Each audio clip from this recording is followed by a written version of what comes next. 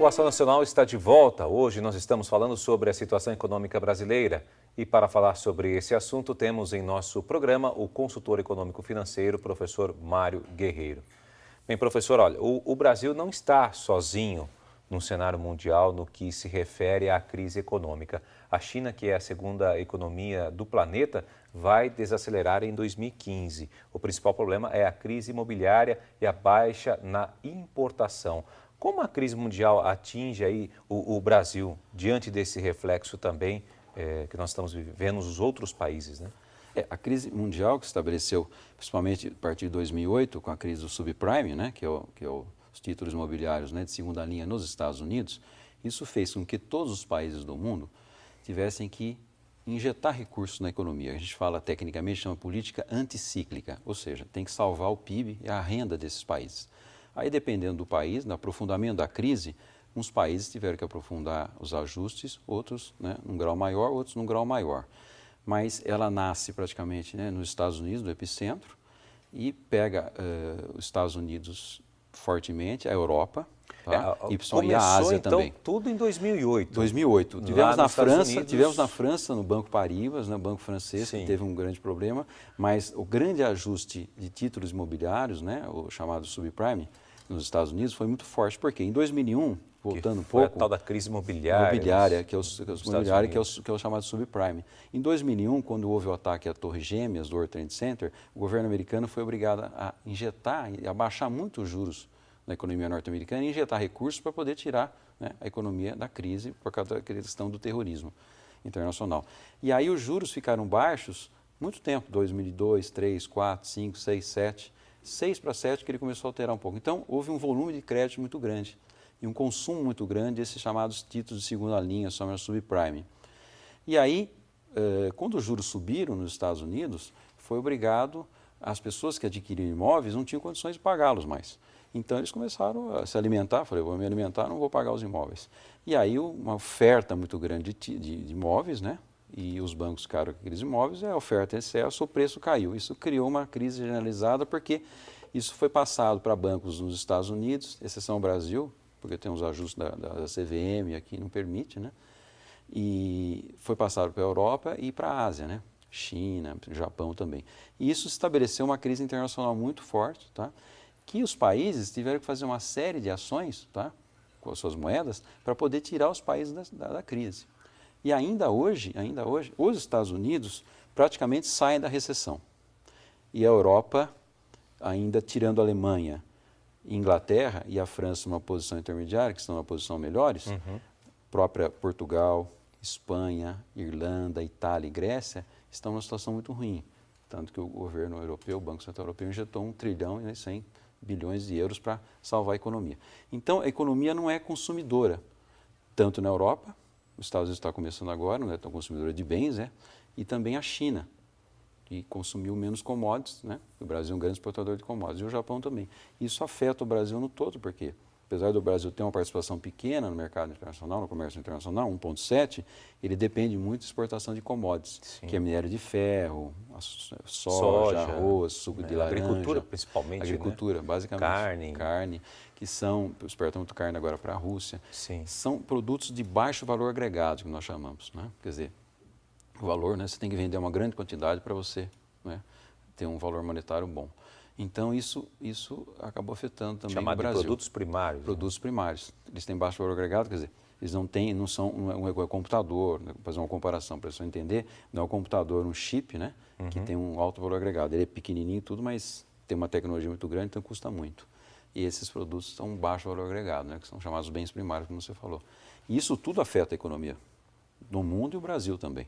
Agora, no Brasil, a gente se fala muito aí da questão do boom imobiliário também, porque se nos Estados Unidos aconteceu isso, né, lá de 2008, a gente também não veio para um galope imobiliário tão intenso aqui no país e hoje também está se freando um pouco isso.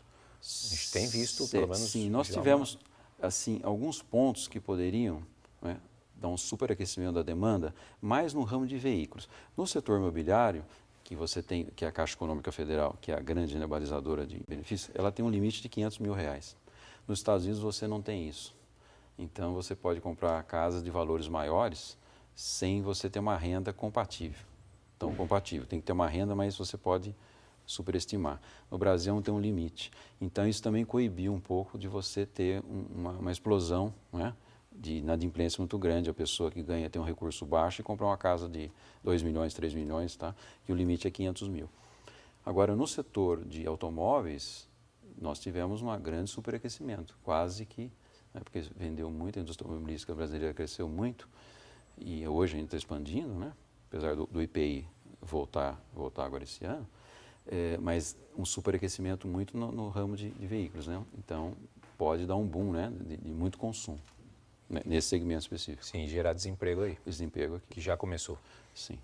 Bom, e o desemprego já afetou aí 12 mil pessoas nas empresas fornecedoras da Petrobras e no setor automobilístico, como a gente está falando aqui agora. Por isso o povo está perguntando, devo me preocupar com o desemprego? Vamos ver. Meu nome é Gildalva, eu estou vendo muito desemprego no Brasil, eu devo me preocupar com esse desemprego? E aí, professor, como é que a gente responde? A gente deve se preocupar ou não? Ou que setores devem se preocupar, né? Os setores de serviços. O Brasil passa um problema assim interessante até, né? Eu vou falar que é problema interessante, mas uma questão. Ele tem o pleno emprego ainda. O ano passado fechamos em 4,8% o desemprego. Não é baixo, mas não é alto demais. Então nós temos ainda. O problema é agora esse ano, né? Porque você tem uma desaceleração da indústria, pela sua própria queda da demanda, e o encarecimento do crédito, pela elevação dos juros, e a indústria está freando, né, o investimento, porque ela não vai ter consumo. E o setor de serviços, que sempre absorveu essa queda na indústria, cai a mão de obra na indústria, e o setor de serviços acaba, né, suprindo, esse ano ele não vai conseguir. E mais as pessoas que adentram no mercado de trabalho. Então o governo ele tem uma situação, mais uma armadilha, mais ou menos. Ele tem os juros elevados, para conter a economia e conter a inflação. Ao mesmo tempo, ele tem um câmbio alto, que isso aumenta a inflação. E ele tem um pleno emprego e ele tem que manter os juros altos para poder frear a economia. Então, é um processo de uma engenharia financeira um pouco difícil de sair. Na questão do desemprego em si, esse ano o desemprego vai aumentar.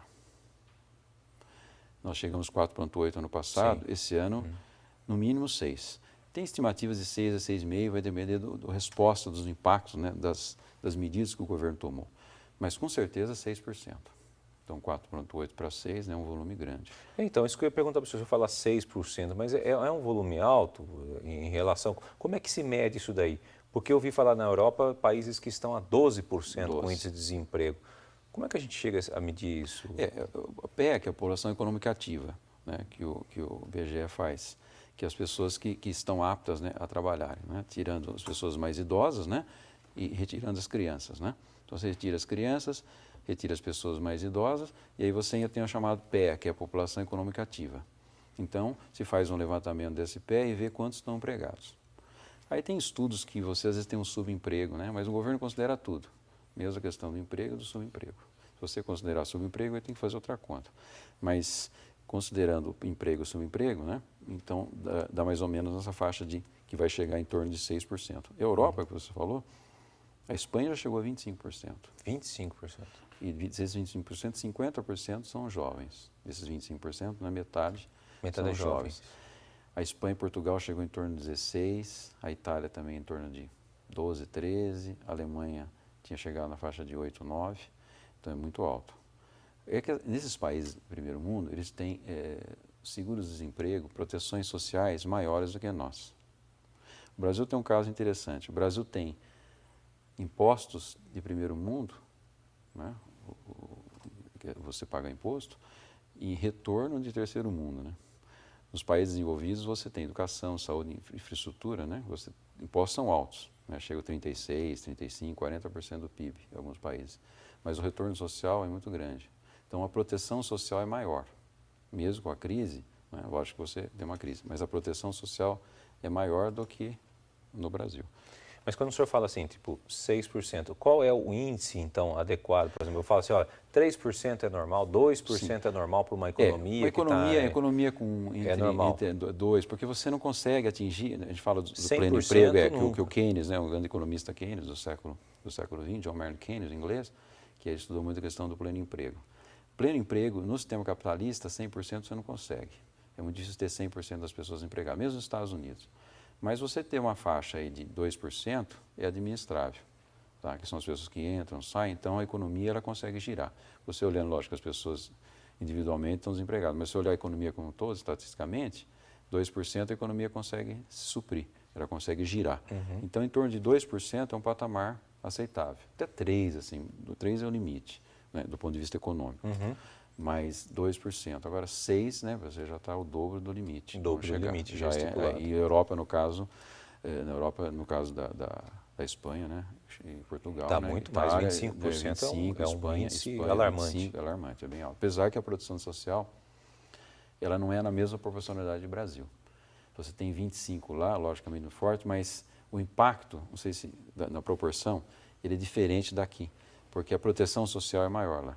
A estrutura, né, social do país é maior que aqui. Então, tem um impacto, acho que negativo, nas pessoas e na economia como um todo, mas ele proporcionalmente é menor do que o impacto em termos de Brasil. A economia ainda se segura um pouco. Segura um pouco. O Brasil, né, agora com as medidas, o governo também está retendo a questão, né, do seguro-desemprego, né, mudar as regras. Bom, e no próximo bloco nós vamos continuar nosso assunto sobre a economia brasileira. Fique com a gente aqui no Ação Nacional. Até lá.